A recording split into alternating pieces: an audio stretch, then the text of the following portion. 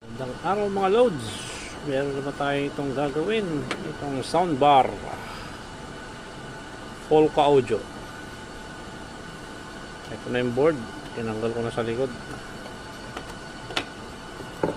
Yan, tinanggal na. So kung sisilipin natin visual ng parts, ito ay hindi gumagana, walang audio in. So kung sisilipin natin ito, capacitor, yan, lumobo siya. Yan, lobo. Kaya nagluluko yung pa-supply nya. Kaya minsan merong audio in, meron minsan wala. So ito, hanap tayo ng kapalit. Pero pag wala tayong mga hanap ng kapalit, try natin discrete.